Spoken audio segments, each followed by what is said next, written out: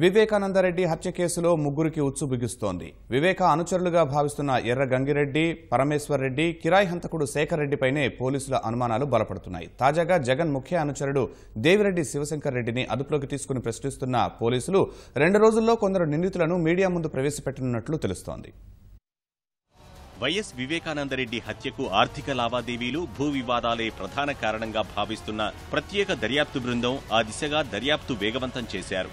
ఈ కేసులో ప్రధానంగా వివేక ముఖ్య అనుచరుల్లో తొండూరుకు చెందిన ఎర్రగంగిరెడ్డి, కసనూరుకు చెందిన పరమేశ్వర్ రెడ్డి, కిరాయి హంతకుడు శేఖర్ రెడ్డిపైనే గురిపెట్టారు. వారిని లోతుగా విచారిస్తున్నారు. ఎర్రగంగిరెడ్డికి, వివేకానందరెడ్డికి మధ్య బెంగళూరులో భూ వివాదాలున్నట్లు గుర్తించారు. ఈ ముగ్గురిని కడపలోని ఓ రహస్య ప్రదేశంలో విచారిస్తున్న సిట్ అధికారులు తాజాగా జగన్ అనుచరుడు దేవిరెడ్డి శంకర్ రెడ్డిని అదుపులోకి తీసుకున్నారు. వివేక హత్య తర్వాత సాక్ష్యాలు ఎందుకు తారుమారు చేశారు, ముందుగా గుండెపోటని సమాచారం ఇచ్చిందెవరు అని ఆరా తీసినట్లు తెలుస్తోంది.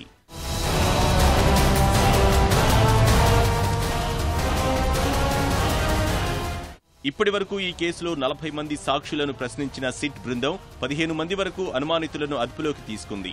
తాజాగా పులివెందులలోని నగరిగుట్టకు చెందిన నాగప్ప, ఆయన కుమారుడు శివను అదుపులోకి తీసుకుని విచారిస్తున్నారు. హత్య జరిగిన ముందు రోజు స్కార్పియో కారు పులివెందుల్లో పలుమార్లు తిరిగినట్లు పోలీసులు సీసీ కెమెరా ఫుటేజ్ ద్వారా గుర్తించారు. స్కార్పియో కారును స్వాధీనం చేసుకుని ఆరా తీయగా అది చిన్నా అనే వ్యక్తి పేరు మీద ఉన్నట్లు తెలిసింది.